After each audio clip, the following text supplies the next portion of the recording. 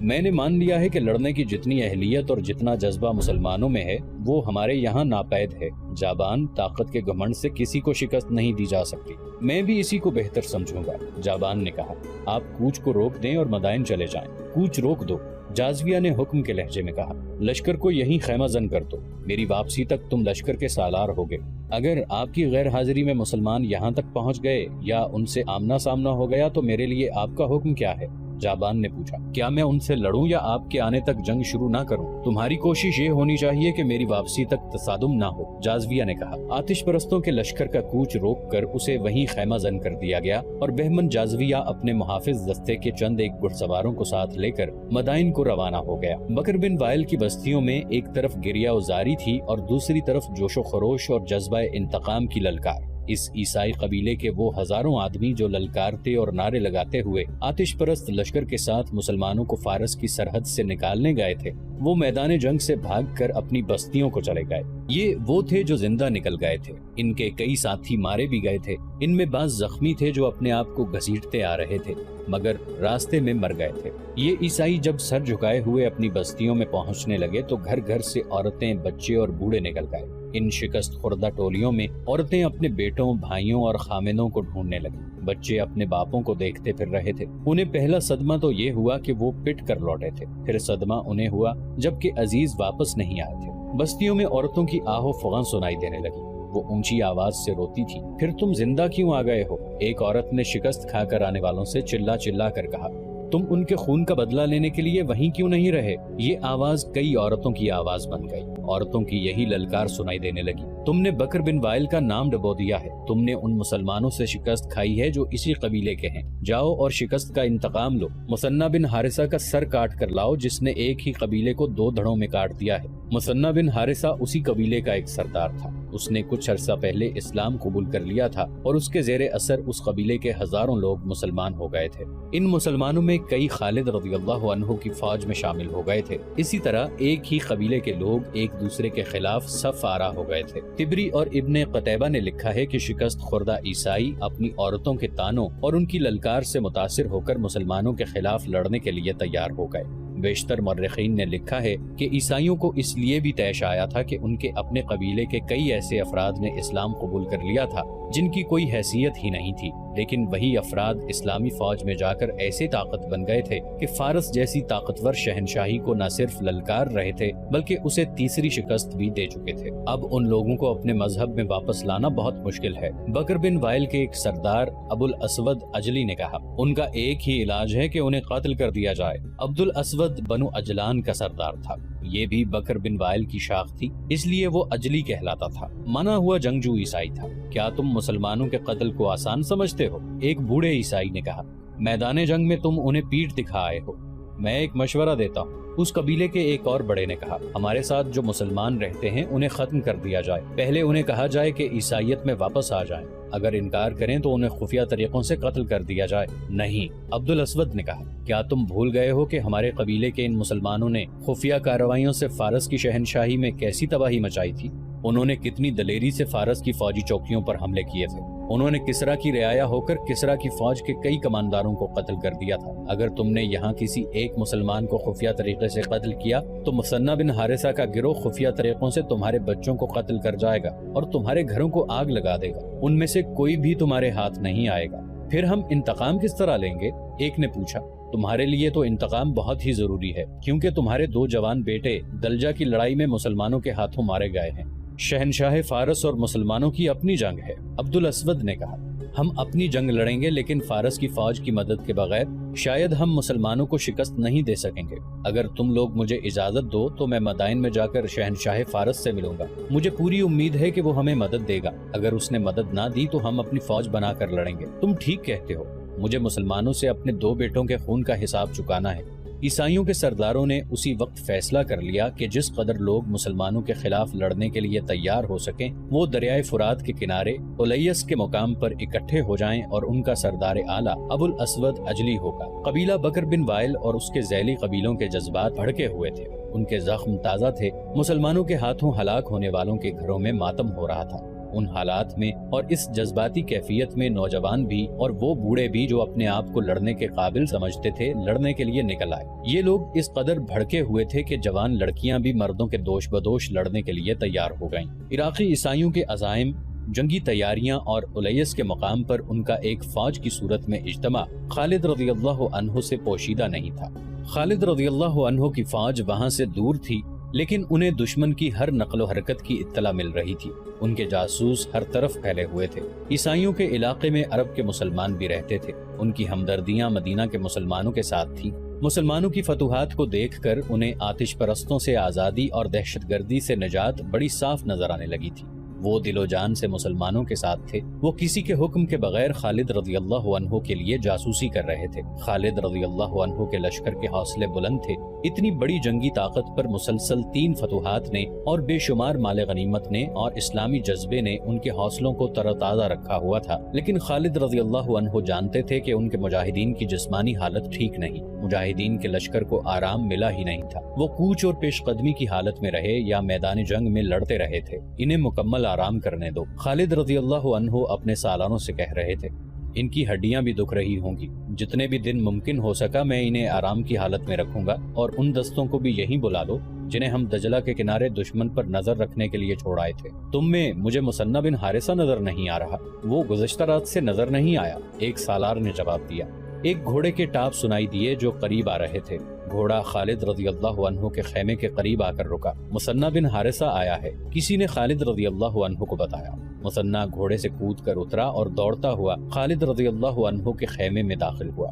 तुझ पर अल्लाह की रहमत हो वलीद के बेटे, मुसन्ना ने पुरजोश आवाज में कहा और बैठने की बजाय खेमे में टहलने लगा। खुदा की कसम इब्ने हारिसा, खालिद रज़ियल्लाहु अन्हु ने मुस्कुराते हुए कहा, तेरी चाल ढाल और तेरा जोश बता रहा है कि तुझे कहीं से खजाना मिल गया है। खजाने से ज्यादा कीमती खबर लाया हूँ इब्ने वलीद। मुसन्ना बिन हारिसा ने कहा, मेरे कबीले के ईसाइयों का एक लश्कर तैयार होकर उलैस के मकाम पर जमा होने के लिए चला गया है। उनके सरदारों ने दरवाजे बंद करके हमारे खिलाफ जो मंसूबा बनाया है वो मुझ तक पहुंच गया है। क्या यही खबर लाने के लिए तू रात से किसी को नजर नहीं आया? खालिद रज़ियल्लाहु अन्हु ने पूछा। हाँ, मुसन्ना ने जवाब दिया, वो मेरा कबीला है। मैं जानता था कि मेरे कबीले के लोग इंतकाम लिए बगैर चैन से नहीं बैठेंगे। मैं अपना हुलिया बदल कर उनके पीछे चला गया था। जिस मकान में बैठकर उन्होंने हमारे खिलाफ लड़ने का मंसूबा बनाया है, मैं उसके साथ वाले मकान में बैठा हुआ था। मैं वहाँ से पूरी खबर लेकर निकला हूँ। दूसरी इत्तला ये है कि उनके सरदार इस मकसद के लिए मदाइन चले गए हैं और वो उर्दशेर से फौजी मदद लेकर हम पर हमला करेंगे। तो इसका मतलब ये हुआ कि मैं अपने लश्कर को आराम की मोहलत नहीं दे सकूंगा। खालिद रज़ियल्लाहु अन्हु ने कहा, क्या तुम पसंद नहीं करोगे कि जिस तरह हमने दलजा में आतिश परस्तों को तैयारी की मोहलत नहीं दी थी, इसी तरह हम ईसाइयों और आतिश परस्तों के इज्तिमा से पहले ही उन पर हमला कर दें? खुदा तेरी उम्र दराज करे इब्ने वलीद। मुसन्ना ने कहा, तरीका यही बेहतर है कि दुश्मन का सर उठने से पहले ही कुचल दिया जाए। खालिद रज़ियल्लाहु अन्हु ने अपने दूसरे सालारों की तरफ देखा जैसे वो उनसे मशवरा मांग रहे हों। होना तो ऐसा ही चाहिए, सालार आसिम बिन अम्र ने कहा, लेकिन लश्कर की जिस्मानी हालत देख लें। क्या हमारे लिए ये फायदा मंद ना होगा कि कम से कम 2 दिन लश्कर को आराम करने दें? हाँ इब्ने वलीद। दूसरे सालार अदी बिन हातिम ने कहा, कहीं ऐसा ना हो कि पहली 3 फतूहात के नशे में हमें शिकस्त का मुंह देखना पड़े। इब्ने हातिम, खालिद रज़ियल्लाहु अन्हु ने कहा, मैं तेरे इतने अच्छे मशवरे की तारीफ करता हूँ, लेकिन ये भी सोच कि हमने 2 दिन ईसाइयों को दे दिए तो क्या ऐसा नहीं होगा कि फारस का लश्कर उनसे आन मिले? ऐसा हो सकता है, अदी बिन हातिम ने कहा, लेकिन ये बेहतर होगा कि आतिश परस्तों के लश्कर को आने दें। यूं भी तो हो सकता है कि हम बकर बिन वाइल के ईसाइयों से उलझे हों और आतिश परस्त अकब से हम पर आ पड़े। जिसको हमारे खिलाफ लड़ना है उसे मैदान में आने दें जहां वो लड़ना चाहे। इब्ने वलीद, मुसन्ना बिन हारिसा ने कहा, क्या तू मुझे इजाजत नहीं देगा कि ईसाइयों पर हमले की पहल मैं करूं? तूने ऐसा क्यों सोचा है? खालिद रज़ियल्लाहु अन्हु ने पूछा। इसलिए कि जितना उन्हें मैं जानता हूँ उतना कोई और नहीं जानता, मुसन्ना बिन हारिसा ने कहा, और मैं इसलिए भी सबसे आगे होकर उन पर हमला करना चाहता हूँ कि उनके मंसूबे में ये भी शामिल है कि उनके कबीले के जिन लोगों ने इस्लाम कबूल कर लिया है उन्हें कत्ल कर दिया जाए। मैं उन्हें कहूँगा कि देखो कौन किसे कत्ल कर रहा है। इस वक्त हमारी नफरी कितनी है? खालिद रज़ियल्लाहु अन्हु ने पूछा। 18,000 से कुछ ज्यादा ही होगी, एक सालार ने जवाब दिया। जब हम फारस की सरहद में दाखिल हुए थे तो हमारी नफरी 18,000 थी। खालिद रज़ियल्लाहु अन्हु ने कहा, इस इलाके के मुसलमानों ने मेरी नफरी कम नहीं होने दी। मुअर्रिखों ने लिखा है कि इन 3 जंगों में बहुत से मुसलमान शहीद और शदीद जख्मी हुए थे। بعض نے لکھا ہے کہ نفری تقریباً آدھی رہ گئی تھی، لیکن مثنہ بن حارثہ کے قبیلے نے نفری کی کمی پوری کر دی تھی۔ آتش پرستوں کا سالار بہمن جازویہ اردشیر سے نیا حکم لینے مدائن پہنچ چکا تھا، لیکن شاہی طبیب نے اسے روک دیا۔ اگر کوئی اچھی خبر لائے ہو تو اندر چلے جاؤ۔ طبیب نے کہا، اگر خبر اچھی نہیں تو میں تمہیں اندر جانے کی اجازت نہیں دے سکتا۔ خبر اچھی نہیں؟ جازویہ نے کہا، ہماری فوج تیسری بار شکست کھا چکی ہے، انزرغر ایسا بھاگا ہے کہ لاپتہ ہو گیا ہے۔ جازویہ، طبیب نے کہا، اردشیر کے لیے اس سے زیادہ بری خبر اور کوئی نہیں ہو سکتی۔ انزرغر کو تو کسرا اردشیر اپنی جنگی طاقت کا سب سے زیادہ مضبوط ستون سمجھتا تھا۔ جب سے یہ سالار گیا ہے، شہنشاہ دن میں کئی بار پوچھتا رہا کہ انزرغر مسلمانوں کو فارس کی سرحد سے نکال کر واپس آیا ہے یا نہیں۔ تھوڑی دیر پہلے بھی اس نے پوچھا تھا۔ محترم طبیب، جازویہ نے کہا، کیا ہم ایک حقیقت کو چھپا کر غلطی نہیں کر رہے؟ کسرا کو کسی نہ کسی دن تو پتہ چل ہی جائے گا۔ جازویہ، طبیب نے کہا، میں تمہیں خبردار کرتا ہوں کہ اگر تم نے یہ خبر شہنشاہ کو سنائی تو اس کا خون تمہاری گردن پر ہوگا۔ جازویہ وہیں سے لوٹ گیا، لیکن اپنے لشکر کے پاس جانے کی بجائے اس خیال سے مدائن میں رکا رہا کہ اردشیر کی صحت ذرا بہتر ہوگی تو وہ اسے خود شکست کی خبر سنائے گا اور اس کے ساتھ وعدہ کرے گا کہ وہ مسلمانوں سے تینوں شکستوں کا انتقام لے گا۔ اس روز یا ایک دو روز بعد عیسائیوں کا ایک وفد اردشیر کے پاس پہنچ گیا۔ اس کا طبیب اور شاہی خاندان کا کوئی بھی فرد قبل از وقت نہ جان سکا کہ یہ وفد کس مقصد کے لیے آیا ہے۔ اردشیر کو چونکہ معلوم تھا کہ عیسائیوں نے اس لشکر میں شامل ہو کر مسلمانوں کے خلاف جنگ لڑی ہے، اس لیے اس نے بڑی خوشی سے ان عیسائیوں کو ملاقات کی اجازت دے دی۔ اس وفد نے اردشیر کو پہلی خبر یہ سنائی کہ سالار انزرغر شکست کھا گیا ہے۔ انزرغر شکست نہیں کھا سکتا، اردشیر نے ایک جھٹکے سے اٹھ کر بیٹھتے ہوئے کہا، کیا تم لوگ مجھے یہ جھوٹی خبر سنانے آئے ہو؟ کہاں ہے انزرغر؟ اگر اس کی شکست کی خبر صحیح ہے تو یہ بھی صحیح ہے کہ جس روز وہ مدائن میں قدم رکھے گا وہ اس کی زندگی کا آخری روز ہوگا۔ ہم جھوٹی خبر نہیں سنانے آئے۔ وفد کے سربراہ نے کہا، ہم آپ کی اس تیسری شکست کو فتح میں بدلنے کا عہد لے کر آئے ہیں، لیکن آپ کی مدد کے بغیر ہم کامیاب نہیں ہو سکتے۔ اردشیر کچھ دیر چپ چاپ خلا میں گھورتا رہا۔ اس کی بیماری بڑھتی جا رہی تھی، وہ بہت کمزور ہو چکا تھا، دواؤں کا اس پر الٹا اثر ہو رہا تھا۔ اب تیسری شکست کی خبر نے رہی صحیح کسر بھی پوری کر دی۔ اس کا طبیب اس کے پاس کھڑا تھا۔ کسرا کو اس وقت آرام کی ضرورت ہے، طبیب نے کہا، معزز مہمان اس وقت چلے جائیں تو کسرا کے لیے بہتر ہوگا۔ عیسائیوں کا وفد اٹھ کھڑا ہوا۔ ٹھہرو، اردشیر نے نحیف آواز میں کہا، تم لوگوں نے شکست کو فتح میں بدلنے کی بات کی تھی، تم کیا چاہتے ہو؟ اپنے کچھ دستے جن میں سوار زیادہ ہوں ہمیں دے دیں۔ وفد کے سردار نے کہا، ہمارا پورا قبیلہ الیس پہنچ چکا ہوگا، جو مانگو گے دوں گا۔ اردشیر نے کہا، بہمن جازویہ کے پاس چلے جاؤ اور اس کا لشکر اپنے ساتھ لے لو۔ جازویہ دلجا کے قریب کہیں ہوگا۔ بہمن جازویہ مدائن میں ہے، کسی نے اردشیر کو بتایا۔ وہ شہنشاہ کے پاس آیا تھا لیکن طبیب نے اسے آپ تک آنے نہیں دیا۔ اسے بلاؤ، اردشیر نے حکم دیا، مجھ سے کچھ نہ چھپاؤ۔ جب جازویہ اردشیر کو بتا رہا تھا کہ اسے میدان جنگ تک پہنچنے کا موقع ہی نہیں ملا، اس وقت الیس میں صورتحال کچھ اور ہو چکی تھی۔ جازویہ اپنے دوسرے سالار جابان کو لشکر دے آیا تھا اور اس نے جابان سے کہا تھا کہ وہ اس کی واپسی تک مسلمانوں سے لڑائی سے گریز کرے۔ جابان الیس کے کہیں قریب تھا۔ اسے ایک اور اطلاع یہ ملی کہ عیسائیوں کا ایک لشکر الیس کے گرد و نواح میں جمع ہے اور دوسری اطلاع یہ ملی کہ مسلمانوں کا لشکر الیس کی طرف بڑھ رہا ہے۔ جابان کے لیے حکم تو کچھ اور تھا، لیکن اس اطلاع پر کہ مسلمان پیش قدمی کر رہے ہیں وہ خاموش نہیں بیٹھ سکتا تھا۔ اس نے اپنے لشکر کو کوچ کا حکم دیا اور الیس کا رخ کیا۔ ابھی جازویہ واپس نہیں آیا تھا۔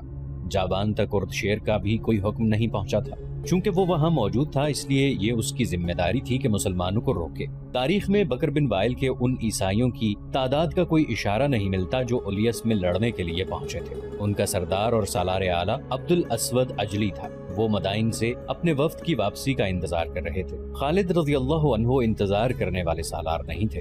انہوں نے اپنی فوج کو تھوڑا سا آرام دینا ضروری سمجھا تھا، پھر بھی انہوں نے الیس کی طرف پیش قدمی کا حکم دے دیا۔ رفتار معمول سے کہیں زیادہ تیز رکھی۔ مثنہ بن حارثہ اپنے جانبازوں کا دستہ لیے باقی لشکر سے الگ تھلگ جا رہا تھا۔ اللہ کے سپاہیوں، مثنہ نے راستے میں اپنے دستے سے کہا، یہ لڑائی تم اس طرح لڑو گے جس طرح ہم کسرا کی سرحدی چوکیاں تباہ کرنے کے لیے لڑتے رہے ہیں۔ چھاپا مار لڑائی، شب خون۔ تم ان لوگوں سے لڑنے جا رہے ہو جو تمہاری طرح لڑنا نہیں جانتے، انہیں تم جانتے ہو، وہ تمہارے ہی قبیلے کے لوگ ہیں۔ ہم انہیں بھگا بھگا کر لڑائیں گے، اسی لیے میں نے تمہیں لشکر سے الگ کر لیا ہے۔ لیکن یہ خیال رکھنا کہ ہم اسی لشکر کے سالار کے ماتحت ہیں، اور یہ بھی خیال رکھنا کہ یہ مذاہب کی جنگ ہے۔